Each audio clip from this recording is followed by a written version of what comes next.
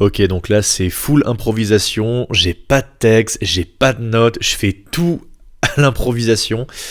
Donc ouais, ça va être de la merde.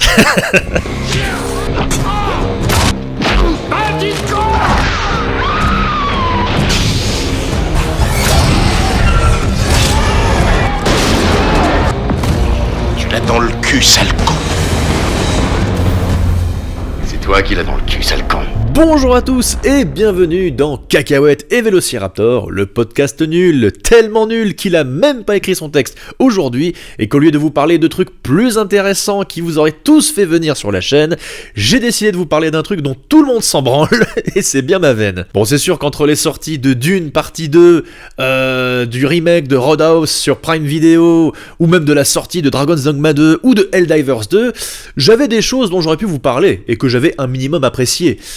Mais non, à la place, je préfère vous parler de la saison 2 d'une petite série de science-fiction dont j'avais déjà parlé l'année dernière,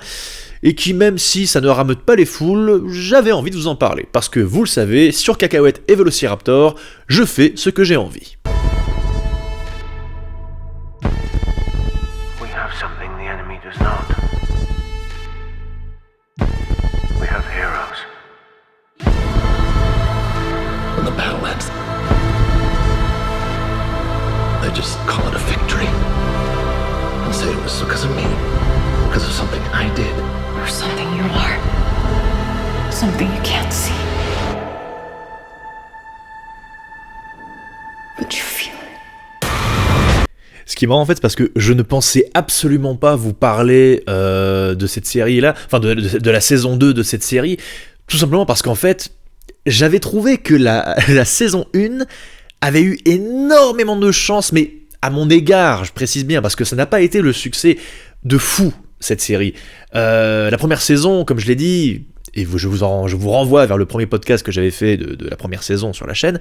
je trouvais pas mal de qualité et j'essayais de la défendre parce qu'au final j'étais quand même très mi-figue mi-raisin. Et mine de rien, je suis quand même toujours mi-figue mi-raisin par rapport à cette série.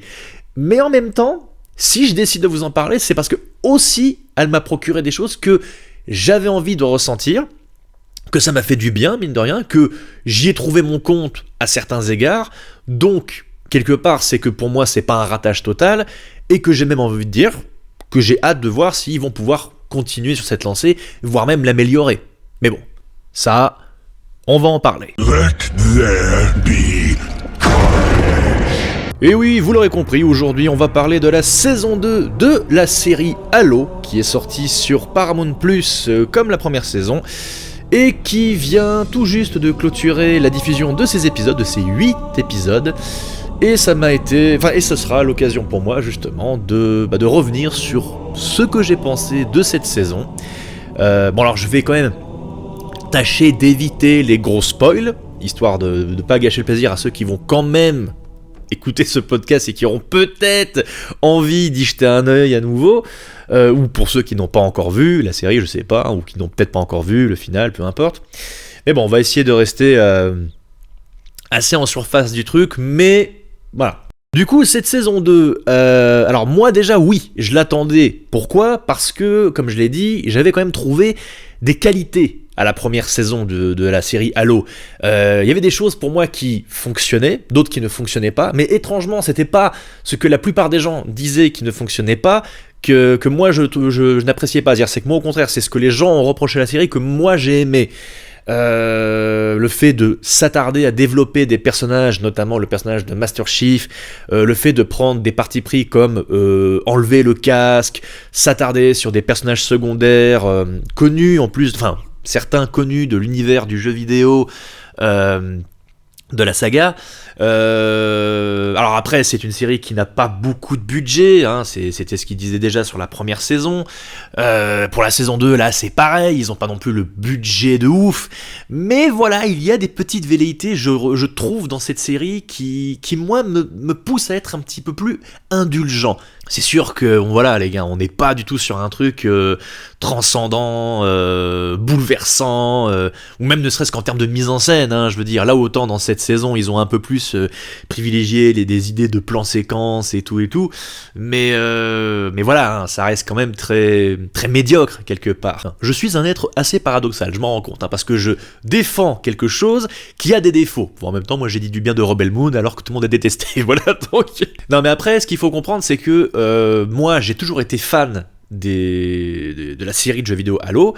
enfin même dire fan, c'est-à-dire c'est que moi j'ai grandi avec cette saga, avec cette série de jeux vidéo. Le premier Halo, je l'ai bouffé dans mon enfance. C'est des jeux que j'ai refait dans toutes les difficultés, que j'ai fait en solo, en coopération, le 1, le 2, le 3, même le 4. Donc j'ai un affect particulier pour cet univers qui en somme là est une adaptation de jeux vidéo et qui a pris en effet des partis pris de ne pas faire un simple copier-coller. L'histoire diverge par rapport à celle des jeux, même si il ramène des éléments propres à sa mythologie, comme là dans notamment cette saison 2, un événement qu'on avait tous envie de voir, à savoir la fameuse chute de Reach, la planète Reach, qui est un élément très connu dans l'univers de Halo. Il y avait même un jeu vidéo qui lui avait été consacré, à savoir Halo Reach, qui est d'ailleurs un excellent jeu vidéo, enfin d'ailleurs un des meilleurs jeux Halo, au passage. Paradoxal, vu qu'on ne jouait pas le Master Chief, mais bon, peu importe. Et en fait, dans cette série-là, il y a ça aussi, en fait, il y a ce truc de rejoindre des éléments sur lesquels il fallait plus se concentrer. Et la première saison avait comme défaut de trop s'éparpiller. La multiplication des personnages secondaires qui avaient chacun un petit peu, on va dire, leur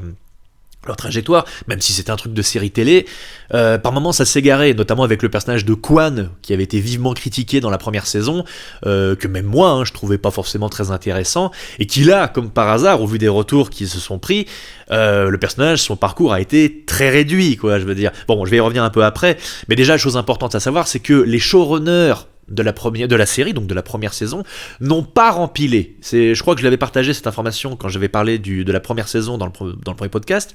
Ils n'ont pas rempilé parce que, alors, je sais pas si visiblement c'était pas des tensions sur le tournage ou quoi que ce soit, ou des divergences artistiques, c'était plutôt la charge de travail de ces personnes qui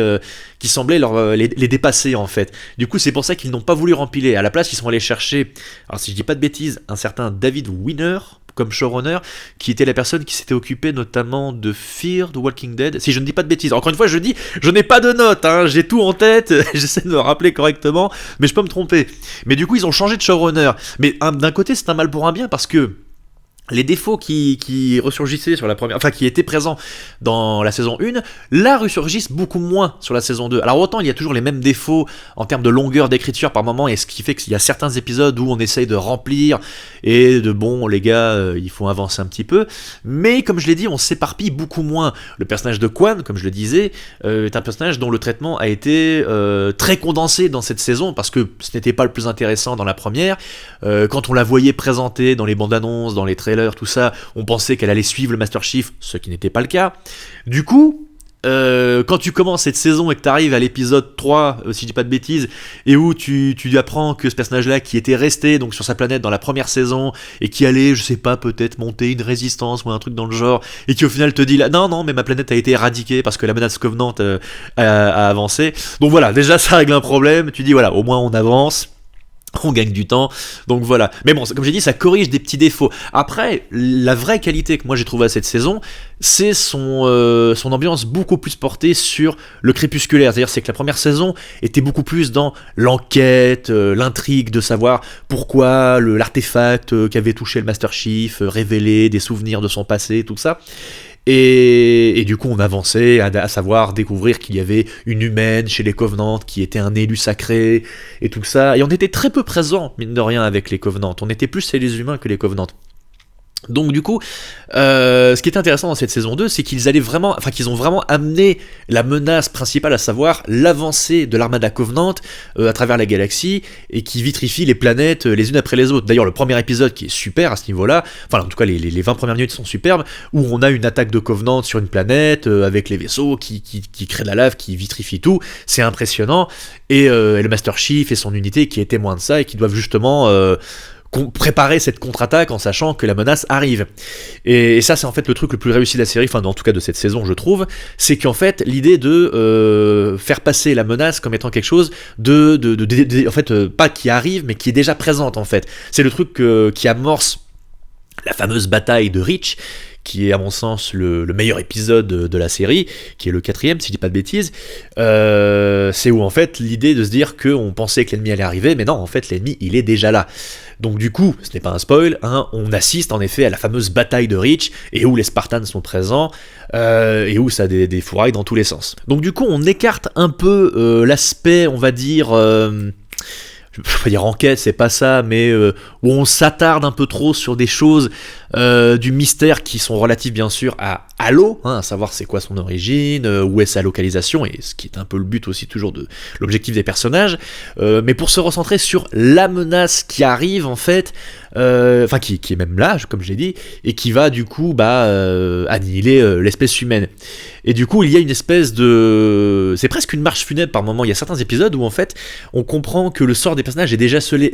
scellé notamment. Et puis qui dit nouvelle saison dit forcément nouveaux personnages qu'on va connecter à l'intrigue et qui, eux, pour le coup, ce qui est intéressant, c'est qu'ils sont réellement connectés à l'urgence du récit, comme le personnage de Ackerson, qui est donc un ancien soldat, si j'ai bien compris, mais qui est devenu pas un politicard, mais bon, un bureaucrate, voilà, le mec qui prend les commandes du projet après l'histoire avec Halsey, ou le lieutenant Perez, qui est un soldat qui a été sauvé dans le début de l'histoire, par le Master Chief, et qui, elle aussi, est très importante dans le récit, puisqu'elle a un regard un peu innocent d'une nouvelle recrue qui voit arriver la menace, qu'on essaye d'utiliser comme un personnage, comme garant en fait de bonne foi du gouvernement, qui dit mais non, la menace Covenant n'avance pas du tout, c'est une héroïne et tout, alors qu'elle a juste vu ses amis massacrés, et que du coup il y a un lien qui s'établit entre elle et le personnage de Master Chief, qui sont des personnages vachement intéressants et plus nuancés qu'on le pense, notamment Ackerson qui a ce rôle de connard assis dans son bureau, qui te regarde et tout, qui fait genre non mais asseyez-vous s'il vous plaît, asseyez-vous, prenez un thé, on va discuter calmement, voilà, juste pour en fait te la mettre à l'envers juste après, pour le coup c'est assez marrant d'ailleurs à certains moments, mais qui comme j'ai dit est nuancé, parce que là où on pense tomber dans une espèce de caricature, c'est ça aussi que j'aime bien dans cette série, c'est que on évite quand même pas mal de caricatures. Voilà, le personnage pourrait être une caricature du gros connard trou de balle qui en a rien à foutre de l'espèce humaine, mais pas du tout en fait, c'est que en fait, comme je l'ai dit, cette saison-là, ce qui est intéressant, c'est qu'ils ont assumé ce truc de « nous savons déjà ce qui va se passer, nous allons perdre » en fait. Il y a des moments dans la série où le personnage... échange avec un autre, je ne vais pas vous dire qui, parce qu'on va vous garder un peu de surprise si jamais vous regardez, et où en fait des statistiques sont mis en place justement, et comme le fait comprendre ce personnage à celui d'Ackerson, il dit voilà, non mais vous êtes foutus, vous n'avez aucune chance, il faut commencer l'évacuation, mais cette évacuation vous ne pourrez pas la faire totalement. Donc du coup c'est ça en fait, on se retrouve avec des personnages en fait qui sont conscients de ce qui va arriver et qui doivent prendre les décisions les plus dures en fait, et donc ça crée une tension avec forcément le personnage de Master Chief qui lui ne croit pas les pontes, et du coup essaye de sauver le plus de personnes et tout, ce qui va donner lieu, comme j'ai dit, au meilleur épisode de la saison, à savoir l'épisode 4, la fameuse bataille de Reach, mais où justement ces nuances intégrées au récit permettent enfin, je trouve, de créer plus d'émotions que la saison 1, mine de rien, parce que comme j'ai dit, il y a présentation de nouveaux personnages, donc on a leur vécu, leur famille, ce genre de choses, comme j'ai dit, Perez et Ackerson, et ce qui est marrant, c'est que les deux personnages, par exemple ces deux nouveaux ajouts, vont avoir un traitement quasiment similaire, c'est-à-dire c'est qu'ils vont devoir laisser leur famille derrière eux, l'un en n'ayant pas le choix, et l'autre en prenant ses décisions. Il y a une scène bouleversante où Ackerson va voir son père à l'hôpital qui est Alzheimer, on le comprend du moins, mais qui a encore un petit peu les pieds sur terre, et qui lui dit s'il te plaît, ne me laisse pas mourir comme ça. Il lui dit ne me laisse pas mourir sous le feu de l'ennemi, offre-moi une belle mort, une mort douce. Et du coup il y a une scène déchirante où Ackerson va donc mettre en place quelque chose pour que son père puisse partir paisiblement, et on comprend que le personnage laisse derrière lui des choses alors que tous les autres l'ignorent. Les autres ils pensent que c'est juste un connard qui pense qu'à sa gueule, alors qu'en fait non, il s'agit du salut de l'humanité. Donc c'est ce que j'ai aimé dans cette saison 2, c'est qu'il y avait ce côté plus course contre la montre que la première saison, ce qui donne lieu, comme j'ai dit, à une espèce de marche funèbre où les personnages se sentent condamnés, et encore une fois les partis pris choisis dans cette série, qui étaient les mêmes dans la première saison et qui ne plairont sans doute pas à ceux qui verront la saison 2, à savoir montrer plus le Master Chief, les Spartans sur leur côté, via leur côté humain, amène en effet à avoir bon nombre d'épisodes, la majorité des épisodes où on n'a pas le Master Chief, le Major en tout cas, en armure, quoi. D'ailleurs, ça a été le plus gros pari qu'ils ont fait dans cette série, à savoir la fameuse bataille, le fameux épisode de l'attaque de Reach. Les Spartans n'ont pas leur armure, ils sont en civil parce qu'ils sont pris par surprise, et comme je l'ai dit, il y a des choses qui se mettent en place avec les pontes, qui font une évacuation, qui ramènent du matériel, et ils ramènent notamment les armures, ce qui fait que les personnages se retrouvent sans leurs armures, mais ça ne donne pas pour autant lieu à un épisode creux, au contraire, ça met en place un épisode où l'action est très improvisé dans les combats au corps à corps, où le personnage va se jeter à travers une vitre pour exploser la gueule d'un Covenant. Les blessures sont bien présentes puisque les personnages en prennent plein la tronche. C'est une guérilla urbaine quasiment, avec les tanks, avec les aliens, enfin tout ça. Donc c'est vraiment très très réussi. Ça, c'est un truc que je défends avec cette série, en fait, c'est que autant il rate des choses en termes scénaristiques, dans le sens, mais c'est même pas tant en termes scénaristiques, ce serait plutôt, ils ratent des choses en termes de rythme, mais quand il s'agit de faire un épisode où ils vont faire une bataille, où ils vont faire une guerre, comme la première saison, ils vont réellement la réussir. Ça, c'est une chose que moi je tiens à mettre au moins au clair, c'est que pour moi, ce qui est le plus réussi, c'est les scènes de bataille, mine de rien. Bon, après, certains me diront qu'il y a certains trucs, je pense notamment à la fin, ou à l'épisode final, avec les effets spéciaux, des fois que ça pique un peu les yeux, mais les gens disaient déjà ça pour la première saison, et moi personnellement ça m'a pas plus dérangé que ça, parce que oui, les effets spéciaux parfois ne sont pas de qualité égale les uns envers les autres, on est tous d'accord, mais moi je m'en fous que l'effet technique il soit médiocre quand je vois débarquer l'arbiteur avec son épée là dans la brume et tout, ou pendant la bataille de Reach et qui défonce tout le monde. Moi voilà, c'est aussi ça que j'ai envie de voir, et puis pour le fan que je suis du jeu vidéo, ça me fait kiffer de voir que les mecs ils aient pu l'intégrer, quoi. Et puis comme j'ai toujours dit, moi c'est pas grave, la technique je peux passer outre du moment que ce que ça me raconte me fait kiffer, et là comme j'ai dit, les mecs me font kiffer un instant de pure bataille, de pur héroïsme, avec des morts, du sacrifice, tout ça. Ça prend des risques, il y a des surprises, je ne vous dirai pas tout, parce que bon, il y a des choses qui se passent, hein, et puis ça joue sur l'univers, enfin sur la continuité de la série, mais en tout cas, moi je sais que ce n'est pas ça qui... moi ça ne m'a pas déplu, en tout cas. Non, en fait, la seule chose qui me déplaît, mais qui est intrinsèque, on va dire, plus ou moins à la qualité de la série, c'est le fait qu'ils n'ont pas de thunes. Ils sont fauchés quasiment. Bon, j'exagère parce qu'ils ont de la thune, mais ça se voit que ils aimeraient avoir plus de moyens. Ils aimeraient avoir la folie des grandeurs par moment, parce que justement c'est ce genre d'univers où il faut pouvoir se lâcher. Comme j'ai dit, l'épisode de l'attaque de Reach est super bien foutu. Pour tous ceux qui ont joué aux jeux vidéo et qui ont assisté à ces moments de bravoure exceptionnels où on se disait putain, ouais, ce serait trop bien de voir ça sur le grand écran. Bon bah là tu ne le vois que pendant 40-50 minutes de série, et même si c'est de qualité, t'as la frustration de te dire mais merde quoi les gars, fallait que ça dure plus longtemps. Et c'est en effet quand tu fouines un petit peu les interviews, les producteurs, les scénaristes et tout, qui te disent non mais nous à la base on voulait faire 4 épisodes qui se passaient sur Reach, enfin pendant la bataille de Reach, on voulait que ça dure 4 épisodes, mais ils n'avaient pas le budget. Donc voilà, c'est ça en fait moi qui me frustre sur ce genre de série. Après l'avantage c'est qu'ils font des épisodes, enfin pas beaucoup d'épisodes, genre c'est 8 épisodes de 50 minutes, ce qui fait que t'as pas non plus cette frustration de penser que tu passes à côté de tout. Mais c'est ça qui, moi, me frustre en fait, c'est que en effet, quand ils vendaient la chose, je me disais, oh putain, on allait assister à une bataille qui allait durer sur 3-4 épisodes, tout ça. En fait non, ça ne dure qu'un épisode, voire même un épisode et demi, j'ai envie de dire. Donc c'est assez frustrant, mais ça c'est tout le long, c'est comme pour la première saison, c'est frustrant parce que comme j'ai dit, ce qu'ils réussissent le mieux à faire, ils ne peuvent pas le faire très souvent. Cela étant, ils ont quand même réussi à apporter des éléments auxquels je ne m'attendais pas, notamment un élément vers la fin que j'avais complètement oblitéré de la mythologie des Halo, alors que ça en faisait vraiment partie par rapport aux jeux eux-mêmes, et j'avoue que j'ai été surpris de le voir. Je n'en dis pas plus encore une fois parce que j'ai envie de garder de la surprise pour ceux qui découvriront ça. Et puis pour ceux qui ne connaissent pas, justement ce serait bien qu'ils ne le sachent pas, mais j'avoue que cet élément là qui a été amené à la fin, une espèce de nouvelle menace, mais qui était une menace connue des jeux et qui en effet était présente au moment où les personnages trouvaient le Halo, tout ça, et qui venait remettre un petit peu en question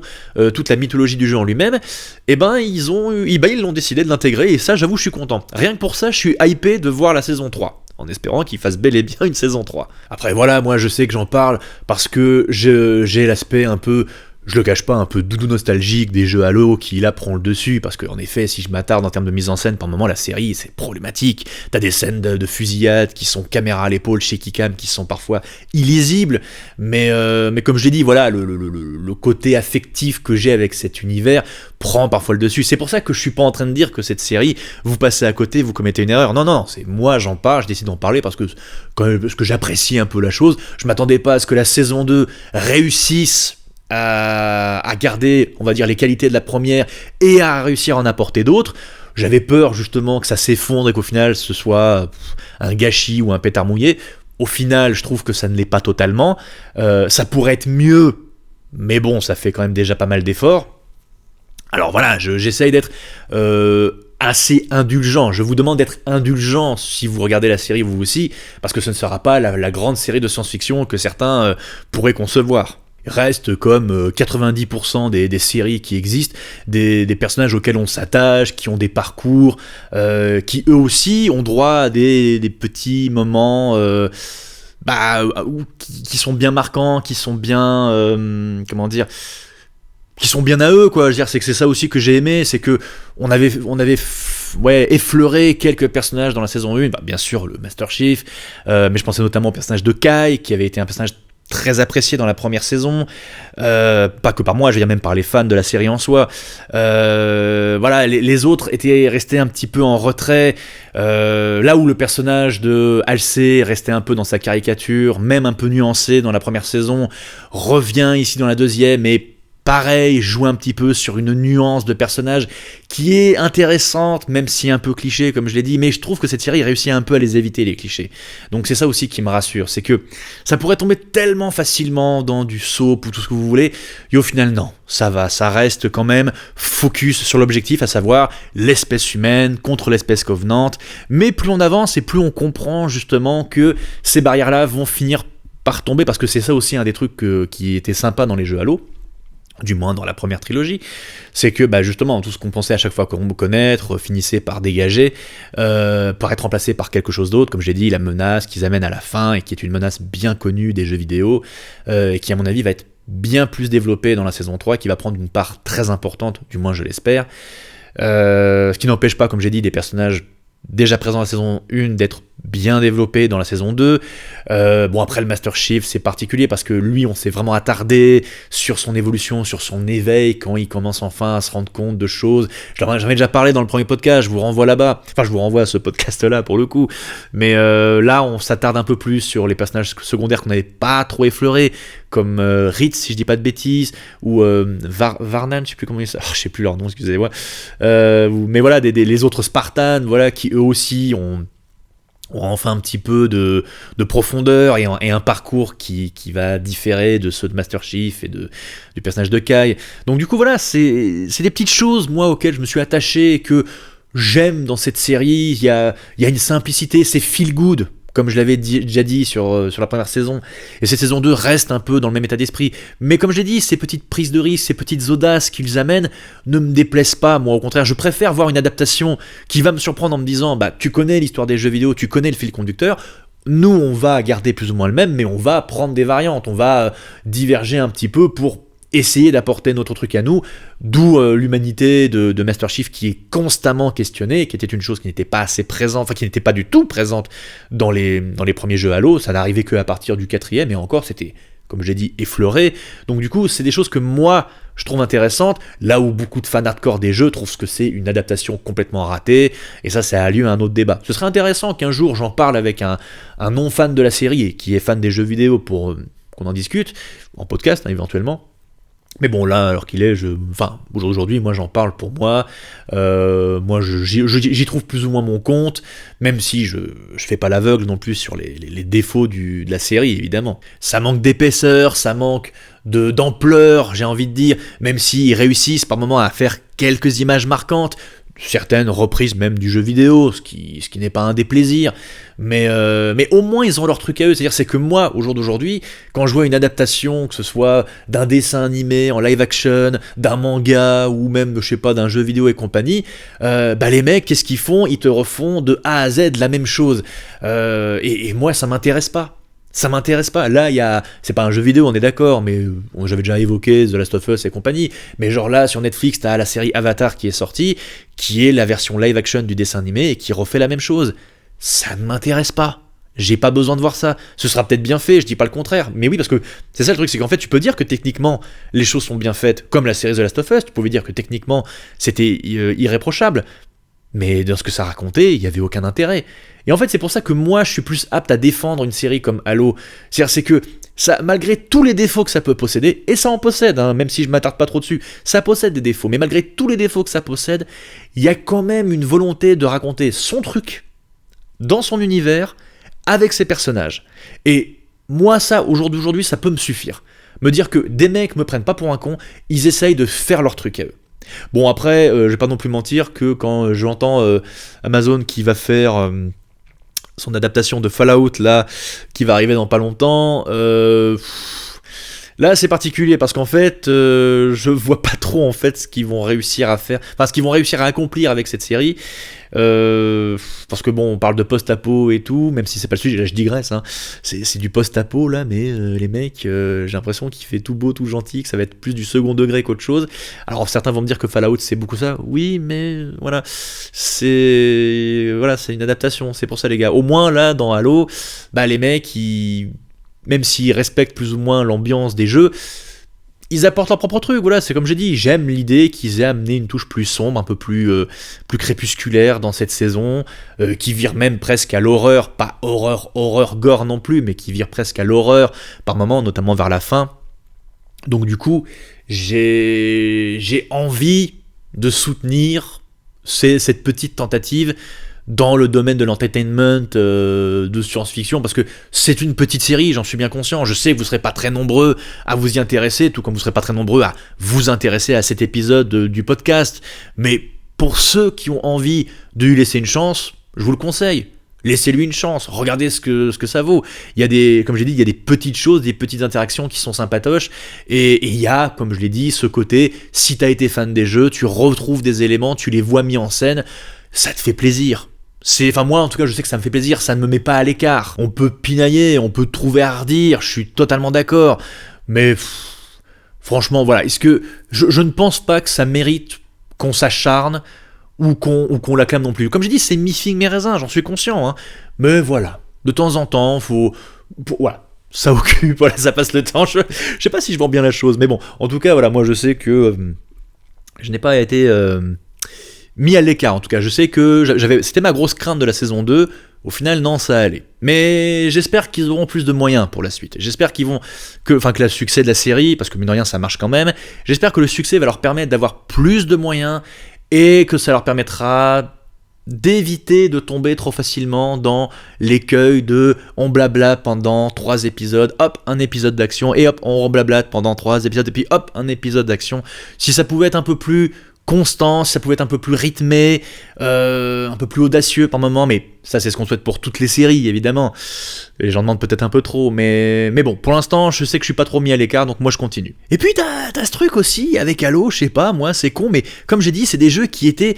ont eu beaucoup d'impact au niveau de la communauté des jeux en coopération. On va dire, c'est que Halo, c'était un truc que tu faisais en coopération, et il y avait ce sentiment justement de, je sais pas, de suivre le Master Chief, tu vois, tout ça, ce côté feel good, très présent dans les jeux qui, je sais pas, j'essaie de retrouver un peu dans cette série, et qui par moments surgit, et c'était plus présent dans la saison 1, je dis pas, là où la saison 2 est un peu plus noire, un peu plus triste, quoi, mais il y a ce côté-là, feel good un peu, que moi j'aime de cet univers, qui était aussi lié au gameplay, mais qui là, bien entendu, est une adaptation, donc en termes de mise en scène c'est pas la même chose, mais qui reste quand même présent, parce que comme j'ai dit, les scènes d'action, les personnages sont rarement seuls, il y a très souvent un collègue, une personne qui est avec eux, qui va les soutenir et qui va les suivre, et ce côté-là est un truc que moi j'ai toujours aimé dans Halo. Ce truc de la coopération dans les jeux vidéo est un truc moi qui me manque aujourd'hui, et c'est pas anodin qu'au jour d'aujourd'hui, Le seul truc qui, moi, me fait plaisir en termes de coopération, me ramène à cette époque, justement, de plaisir nostalgique que j'ai éprouvé en jouant au jeu Halo, enfin, au jeu de la saga Halo, c'est Helldivers 2.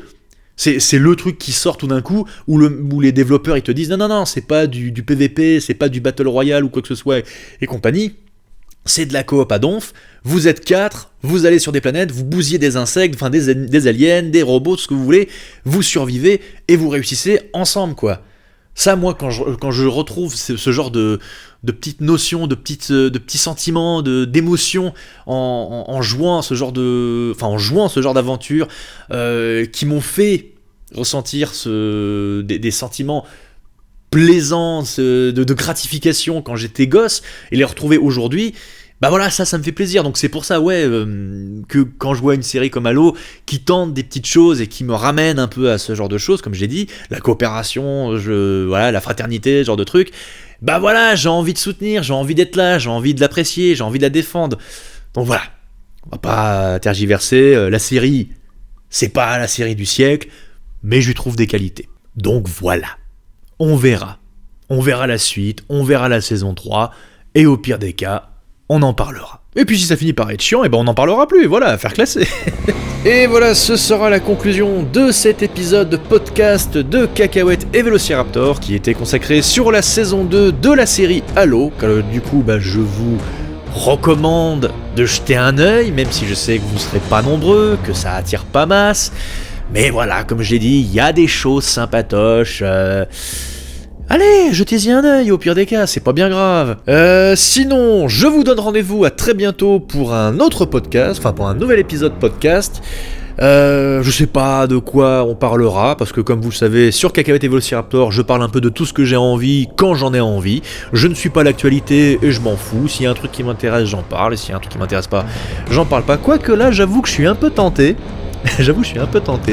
De vous parler du prochain film du Monsterverse, là, de Godzilla et Kong, le nouvel empire, là. Ça m'a l'air bien con comme il faut, et moi, vous savez, quand il y a un film de monstre géant, et qu'en plus il est un peu con, moi j'y vais directement. Voilà, donc... il y a des petites chances qu'on en parle. Ouais, vous savez quoi, allez, oui, on va en parler, tiens, ça nous fera un sujet, ce sera rigolo. On en parlera. J'en profite aussi pour vous rappeler que vous pouvez me suivre sur le Instagram, que vous pouvez me retrouver sur Facebook, bien entendu. Je vous encourage à mettre un pouce, un like sur la vidéo, à vous abonner, voilà, soutenir la chaîne, enfin tout ce que vous voulez. Et je vous pose aussi une question, j'en profite parce que je fais ce que je veux, comme je l'ai déjà dit. Est-ce que ce format, à savoir parler d'un sujet sur le podcast, vous plaît, ou est-ce que vous ne seriez pas contre à ce que je parle de plusieurs choses dans un épisode? Parce que bon, comme je l'ai dit, je parle des choses qui m'intéressent réellement, je me fais pas chier à suivre l'actualité, à en parler, même si j'ai pas aimé. Je préfère vous dire que tiens, j'ai vu le remake de Roadhouse et que j'ai trouvé des trucs sympathiques dedans, qu'il y a une série ou un jeu vidéo qui me parle. Mais est-ce que ça vous plairait, est-ce que ça vous intéresserait que je le fasse dans le podcast, à savoir parler de plusieurs petites choses, ou alors que je reste uniquement focus sur un sujet et que ce soit comme ça. Manifestez-vous dans les commentaires, sur YouTube, sur Facebook ou Instagram, dites-moi un peu ce que vous en pensez, dites-moi ce que vous aimeriez un peu que je fasse à ce niveau-là. Encore une fois, je ne vais pas m'amuser à faire de l'actualité, ce n'est pas ce qui m'intéresse, je ferai que ce qui me plaît, mais si vous voulez en entendre plus, ou si un seul truc ça vous suffit par épisode, à vous de me le dire. Voilà. Sur ce, écoutez, je vous donne rendez-vous à très bientôt sur Cacahuètes et Vélociraptor, et sinon, prenez bien soin de vous, et à bientôt.